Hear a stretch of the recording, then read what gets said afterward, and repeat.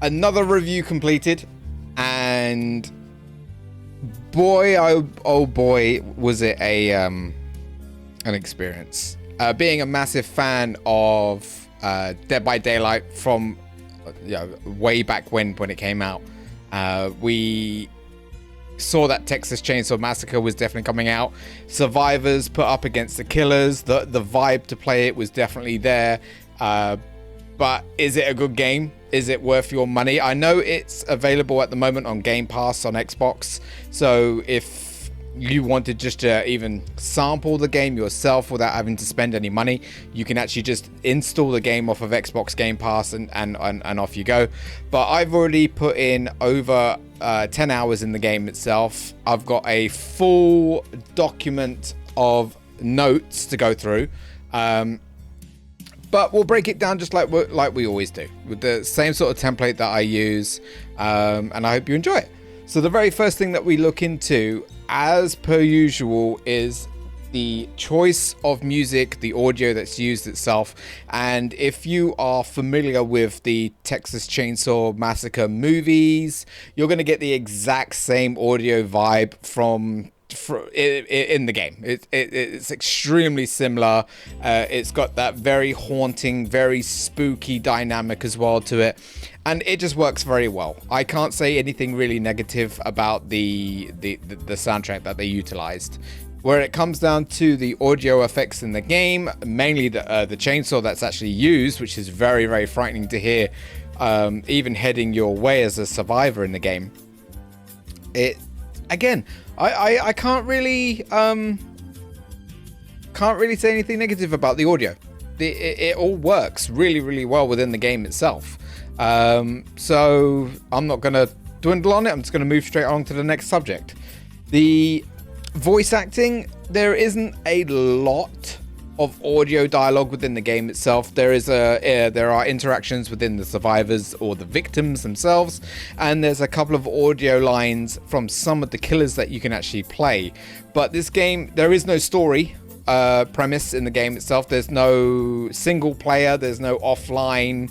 This is pretty much just another version of Dead by Daylight, but instead of it being 4 survivors put up against 1 killer, it's 4 survivors put up against 3 killers, depending on who they choose and who you choose.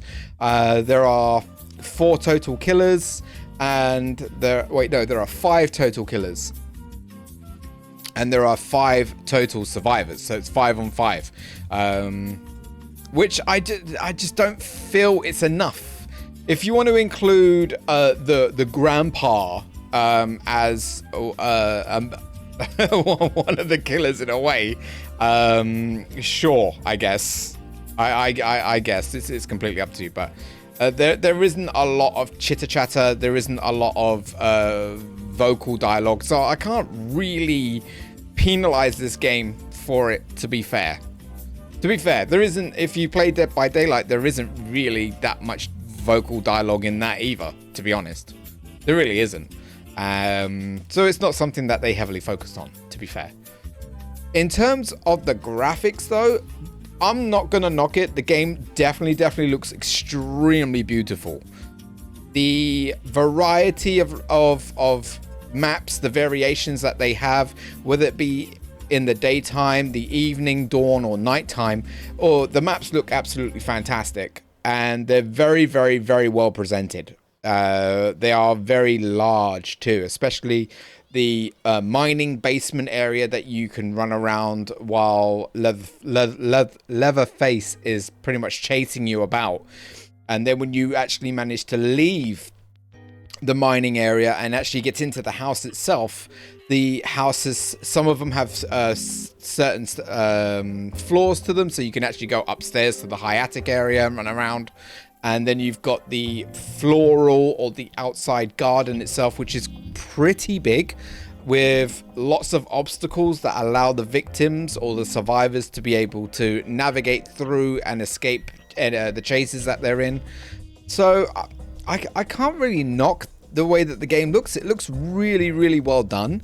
There aren't any texture issues in terms of the terrain, the graphics. It all looks absolutely great, but there are bugs where the survivors and the killers can get stuck in certain textures or glitch and flop around on the floor like they're dead fish just flapping about. So there is definitely a few patches that need to be rolled down on that sense. The collision mechanics with the model design of the characters, there's quite a bit of it, to be fair, and that's something that they're going to have to patch through and polish up just to make sure it doesn't happen as often or doesn't happen at all. The weather effects, I can't really talk about it. It would have been lovely to have weather variations in the level itself, rain and thunder to help hide the survivors that are hiding outside or inside, because the game uses sensing mechanics, noise level mechanics as well, to alert the killers of where the survivors are. And again, they have this stupid, and I mean really stupid, aura mechanic where if the killers feed Grandpa a certain amount of blood, he gives off a belch, a yell, like a psychic scream. And if any of the survivors are moving during that phase, they glow and the killers can actually detect where they are. And I'm not going to lie, I think that's the biggest pile of dog shit mechanic you can ever have, to be fair. It was something that we kind of got sick and tired of in Dead by Daylight, where killers and survivors constantly have aura perks just to know where everyone is at all times. And I was really actually hoping that that Texas Chainsaw Massacre didn't fall down that same route, and they kind of did. With one of the main features of the game is the Grandpa that can send out that wave to alert all the killers where the survivors are hiding. If they're moving, they'll glow, like I said, and then the killers are going to know exactly where they are. And I think that's stupid. I think that might have even been a last minute feature that they chucked into the game just to help killers locate survivors. But that's just my take on it, honestly. I hate it. I really think it's stupid. I think there are other ways that you can help killers locate survivors through noise traps or puzzle mazes or puzzle traps or stuff like that, just to add more variety to the game. But again, that's just my opinion, and my phone is going off. It better be important. 1 second, just in case it is important. It's not important yet. I can read that later. The character model design, the character models all look fine. They look very well designed, very well polished. There's, again, in my opinion, not enough of them. Again, there are only 5 playable survivors and 5 playable killers, or 4 playable killers and 1 not. I don't know how you want to put it, as, to be fair. But I feel that there should be some more, in my opinion, which adds to the variety. There were a lot of the times where people were fighting to get the same characters all the time, and if they weren't happy about getting the character that they didn't want, they'll either sabotage the game on purpose, or they'll just leave the lobby, which causes the lobby to then disband and start all over again, which is so annoying. But we will talk about that later on. But I can't fault the character model designs. They all looked fantastic. They definitely had the vibe of the era of the first Texas Chainsaw Massacre game. So way back when the game got launched, the hairstyles, the clothing designs, even the patterns were definitely retro-like, and I thought it was pretty cool. I'm not gonna lock it. I thought it was pretty good. Gameplay and mechanics. The gameplay only has a small amount of similarities to other games like Friday the 13th or like Dead by Daylight. The survivors all start off in the mining basement at the bottom of the house itself. They're all tied up. They're all automatically injured, which to me, I don't feel that's a good starting point for the survivors, because right off from the get-go, as soon as they all break free from their restraints, they're all having to keep their health monitored at all times, and I just don't think that they should have even gone down that route. I think the survivors should start off healthy, and when they get attacked, that's when they leave pools of blood everywhere. But no, right off from the get-go, you're already leaving blood trails, you're already leaving signs of where you've been, which caters to the killers locating the survivors even faster. Once they've exited from their restraints, they need to look for items to help navigate their way through the maze-like tunnels. You need screwdrivers to open up the first blue doors, which will gain your character access to the next part of the level, which is the house that you're in. You can use bone picks to cut down bone traps, which if you ran through, give a visual alert to the killers where they know where you are. You can also use those bone shards to either stun the killer or killers, depending on who you're going for, which will give you some extra time to flee. You can use obstacles, like I said. You can crawl through hatch spaces, you can jump over little vaulting areas, but those can all be destroyed by certain killers. Not all killers can actually destroy them, and some of the other killers can actually navigate through those passages. The smaller, skinnier killers can actually chase the victims through the tight corners and the tight spaces. So if you're a big chunky killer, like Leatherface, for example, you're just gonna have to run around. You can't suck in that gut, I'm afraid. Once you reach the second part of the level itself, you're looking for items to help you exit through the level. You could either use the hatch handle, the valve handle for the gas container, whatever it is. You can disable the car battery so you can navigate past the electric fences, but again, you kind of need the same thing. You need to look for screwdrivers so you can break the locks of certain gates, and then you can flee out of the level and then survive and win. The killers, their only job is to kill you.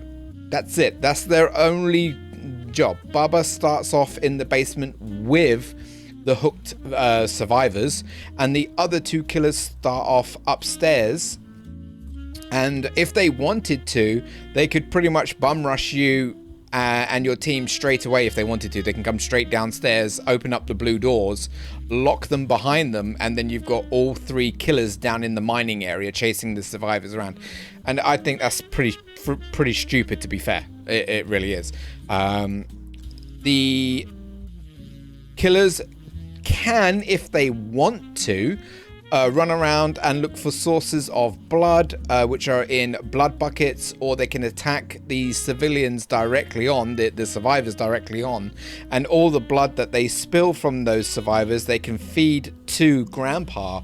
And then Grandpa, as I said, every level that Grandpa goes up, he belches out, and any survivor that's moving at that point in time, like I said, will glow and highlight, which will give the killers a good angle to approach. If the survivors do stand perfectly still or don't move whatsoever, then they won't glow. But if Grandpa reaches maximum level, then he will constantly give off that aura perk, which allows the killer to know where the survivors are at all times. The survivors can cripple Grandpa by using a bone shard, which will reduce his level, but then there's another alert that goes out to the killers to let the killers know that the Grandpa's under attack. But yeah, that's the mechanics behind the game. That's it. That is all there is. There are a few puzzles here and there with certain fuses and stuff like that, but if you just want to flee, if you just want to win the game as fast as possible, you need on average 3 to 4 screwdrivers. You can carry 2 at any time. Picklock the doors, power down the unit, and then just leave. That's it. That's all you have to do. There's no other modes. There's no other features of the game. That is basically the bare minimum that you have to do to win the game. Replayability and game difficulty, I'm going to be completely honest, I really don't think there's a lot of replayability in this game whatsoever. I got bored very fucking fast. Like, incredibly fast. I did play as both the survivors and the killers. I did find that I was enjoying myself more playing as the killer, and with the survivors I was getting bored very, very, very quickly, and I kind of just feel that the game is definitely catered to the killers. I do, but this is just my opinion. A full squadron of killers, high-level killers that are all talking to each other, can murder the civilians very, very, very fast. But in saying that, I did have a few games where we, as the survivors, absolutely dominated over the killers. So I don't know what the win to lose ratio percentage is at the moment, but I do feel it is far easier for the killers to win the game. That's just my opinion. It honestly is. But you don't. There are a few cosmetics that you can unlock skin wise. There is a talent tree that you can spend your points on, which unlocks attribute points, so you can raise your attributes even further past their base, and you have the ability to equip certain perks to assist you throughout the game. But again, if you want my opinion, it's just there's hardly anything left in the game to do. There really isn't. There isn't. There's no characters to unlock. There's no extra killers to unlock. They're all available off the bat, so you can use them straight away. Like I said, there are a few skins that you can unlock for the survivors. Leatherface is the only killer that has cosmetic skins right now. The other killers don't have anything. But I got bored quick. Really quick. And it's a shame, because I was really hoping that this game would take my time away from Dead by Daylight. And I don't find that to be the case. I really don't. Dead by Daylight rewards you for continued play. It has more unlockables. It has more to do in it, in my opinion. And yeah, it's the fun factor dies very, very, very quickly. If you want my opinion, it does. Story, if applicable, there is none. So skip. Any game customization and stats building, as I said, it's a play to win game in a way. The more you play, the more skill tree points you unlock, which you can then share amongst either the killer that you're playing or the survivor that you're playing. You can respec at any time, which is a great feature. That respecing allows you to basically undo all the unlocks that you've done and go down a different skill tree route if you wish to. So you can mix it up a little bit, but once you find the key skills that you want to go with, you kind of stick with them throughout the rest of your playthroughs, to be fair.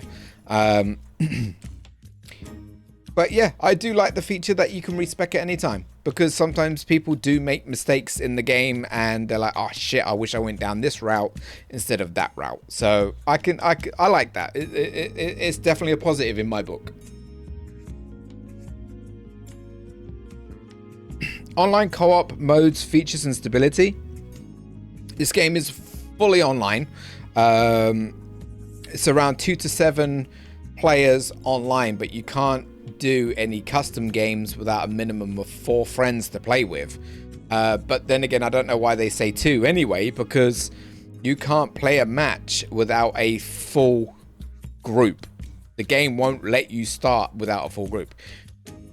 This game has, in my opinion, one of the worst queuing systems I've ever known to be in a game like this. And I played Friday the 13th heavily and Dead by Daylight heavily. So once you've squadded up with your mates, you queue up to be either a villain or family member, as they call them, or a victim, survivor. That will put you into a waiting queue, which you then have to wait to then be put into a lobby waiting queue, which then brings people in. Now, if at any point during the second waiting process, someone leaves and the timer reaches 0, the whole lobby will get disbanded and you have to start from the very first lobby system again. So it's a 5-minute waiting time for the first lobby to then get put into a second lobby, which can have up to a 5-minute waiting time in a way. And that is so fucking terrible. It really is. It's stupid. And I don't understand why they even adopted that sort of a system in the first place, because it is shit.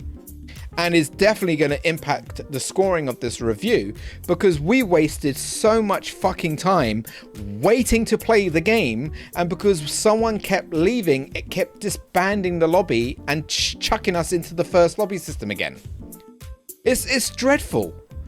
I don't understand why they didn't have it where once you've reached the second lobby, you stay in that lobby until the lobby is full regardless, and then once it's full and everyone's readied up, then a countdown system starts to tick down, and then you get put into an actual game that you can play. It's bizarre. It is a shitty system, and it's fucking bizarre why that's even a thing. And you will waste a shitload of your time. There are multiple disconnection issues right now. I've seen people get disconnected because of high ping, which instantly disbands the whole lobby. And I don't get it. And I don't get it. But again, my opinion. I think it's just a dog shit system if I want to be real about it. Purchase price, digital price, and value of content. Luckily, the game did land on Game Pass. If I would have spent the $33.49 that they would have asked for the digital price, I would have been pissed out my fucking head. If you want my opinion. But yeah, luckily it did land on Game Pass. So I mean, you're not getting any points for that being the case. $33.49 for this game, too expensive. If you want my honest opinion, too expensive. It really is. No more than $29.99 at the end of the day, but even $24.99 would have been a bit more reasonable. But we'll go through my notes.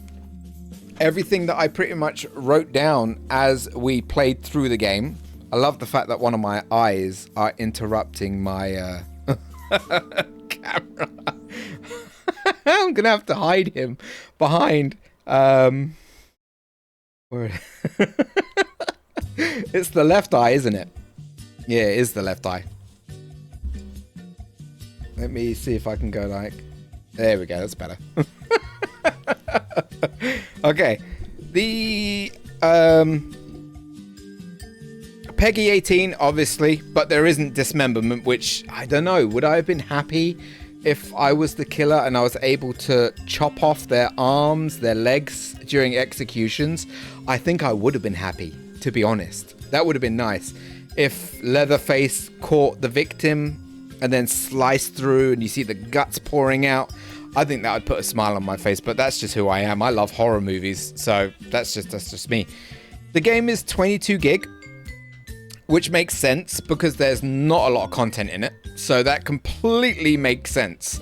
And I was actually very worried when I saw that size because I was like, ooh, why is it so low? Is it because the game doesn't look good?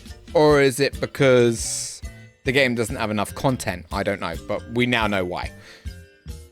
Publisher, Gun Interactive. Developer, Sumo Nottingham. The game operates on the Xbox Series X and S at 4K Ultra HD, so the game's going to look gorgeous. 2 to 7 online multiplayer, 5 playable characters and killers, in-game unlockable cosmetics, play to unlock for the victims, play to unlock for the killers, but only Leatherface gets the cosmetics. No other killer does. Victims' camera angles are locked in place when doing certain actions, and I really hate that because I would love to look over my shoulder in case a killer is sneaking up behind me, and you don't have that pleasure, unfortunately. Your camera, the whole game operates in third person, and while you're lock-picking a door, for example, or rummaging through a toolbox, for example, to find screwdrivers, killers can walk up right behind you and you wouldn't know it until it's too late, until they're physically right behind you and they attack you. And your character dies on average in about 3 to 4 melee swings. It's extremely quick. And if you bleed to death, you fall unconscious. And if you're able to recover from being unconscious or incapacitated for a little while, you've got itty bitty health left. And you're still going to leave blood trails everywhere. And the killers are still going to find you very, very quickly. Unless you can find some healing drinks and to get your health back up again. There are behind the scenes unlockable 167 in total, and a lot of them all looked like they were based off of the original Texas Chainsaw Massacre movie, which was pretty cool. I'm not gonna lie, I do love that little addition. You are offered a party code system when you play with friends. So what's great about this is that you can actually play with friends who are on other platforms itself, other consoles, PC, PlayStation as well. But the only the current gen consoles are cross-play compatible. You can't actually play this, and I actually see this in a lot of the complaints. Panda linked their Twitter feed to me. There were a lot of people complaining that they bought the game to play with their friend, but because they had the older generation Xbox Ones, they weren't able to play with them because it's not compatible between those two generations. And if you want my honest opinion, I wouldn't have even, if I was the developers in the game, I wouldn't have even bothered doing it that way then. If you weren't going to allow them to play, I don't see why bother waste time making a old port for the older consoles for people to play when they won't be able to play with their friends if their friends have got Xbox Series S's and X's. It just, even PS4 players, I don't get it, but that, I don't know. You can have up to 5 different loadouts, so you can change loadouts on the fly before you queue up. That's an awesome system, I guess. I never utilized it once, to be honest. I created one setup for my survivors, and then when I wanted to use another one, I just respect. It's nice to have, I guess, but I didn't utilize it once. If people disconnect, they should be controlled by bots. There is no bots in this game whatsoever. You can't even do training matches where you go up against AI bots, which I think is a big missed opportunity, because it gives players the chance to experiment and to learn how to play the game when they're not put up against the pressure of sweaty players who just want to kill and win fast. In my opinion, bots would have been a really nice option in case, again, of disconnections and stuff like that. I've already talked about the lobby system debanding. There is no create a character. You're just given the choice of who you're going to play as. Character reset, I've already spoken about that. Oh, we had quite a lot of bugs in the game, and when I mean a lot, I mean a shitload. One of the biggest and the most, well, it's one of the shittest bugs we've come across in a game, to be fair, is that some games don't get counted as played games. We had a lot of instances, I'm talking 5, maybe 6 games now, where we would play, finish the game, get our experience, leave to the next game, or leave to the character lobby, and that experience was not put on our accounts, and we lost it all. No idea where it went, but you just wasted your time playing a match and didn't get nothing out of it. That also affects the unlockables as well. Certain unlockables are like, play this character 5 times, 10 times, 15 times. It can affect that too. And how it was also proven is the game records your statistics, and total games played were like 11, and our successful escapes or failed attempts was like 4 away from the total games. It just didn't add up. The maths didn't add up. So we lost about 4 or 5 games worth of experience that didn't get added into the account. And that's just, I don't get it. That's fucking terrible of a bug. We also had a lot of network timeout errors. Chat bugs as well. At the bottom left hand side, you can talk to the people in the lobby that you're about to play with, and there were times where they weren't seeing my messages and I weren't seeing their messages, so that's also bugged out completely. No emotes in the game. For a game like Friday the 13th to have such interactive emotes, and even Dead by Daylight to have pointing emotes and come over here emotes, this game has none None at all. So while you as survivors are huddled together trying to work together, there are no emotes to do any pointing or over here or any of that crap. And why not?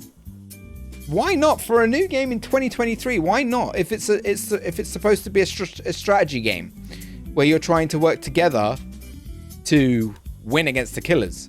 There's no pinging system for the killers, so only aura perks. I am so massively disappointed with this all. I really am. I'm gutted because I wanted this, like I said, I wanted this to be the game that got me off of Dead by Daylight, and it's not been the game at all. So what it boils down to is, would I recommend this game and what would I score it? Is it a above average game? Did it work? Yes, it kind of worked, but there are a lot of bugs that stop things from working, like the experience not being counted, the bugs and glitches that are in the game, the constant network crashes, the terrible waiting queues, the 2 waiting queue system that they've got in place. And if you want my honest opinion, the price is not worth the what you're playing. So what would I score it? Honestly, I am probably going to be ridiculed a little bit, but I'm looking at it as a point of it's 2023, man. I wanted a really, really, really good survival horror chase game like this, and I wanted it to succeed. I hate the grandpa aura shit. The amount of bugs that are in the game drive me up the wall. The fact that I'm losing experience even though I'm playing the game drives me up the wall. The fact that there's hardly anything left to do in the game and it gets boring fast. I'm seeing it as a below average game. So I am, in my opinion, I've already submitted this off as well before doing the recording because I was awarded a code by Terminals, so thank you so much for that. I gave them my 8-hour full-on gameplay of yesterday's stream as a part of the review. I'm not happy giving this game any more than a 4. I was thinking a 5, but I feel it's a below average game. So 4. 4 out of 10. Would I recommend it? I wouldn't recommend buying it. Not in the slightest. I'm sorry. Play it on Game Pass if you want. Play it with friends if you want, or try to convince them to play with you, but I just don't like the game, to be fair. I got bored very, very, very fast. And there just isn't enough to keep me motivated to play it anymore. So that's it. So guys, I hope you like the review. I really do. I'm sorry that I haven't put out much content. A lot of things have happened. Currently streaming over on Kick right now. So if you're a part of my YouTube community and if you want to come and watch me live, I'm over at kick.com/AtticPlays. Same link, same name, sorry. And I hope to see you there. So thank you very much for watching the YouTube recording. Give it a like if you don't mind. Some comments down below would be fab. Thank you. And I'll see you next time. Take care. And bye-bye.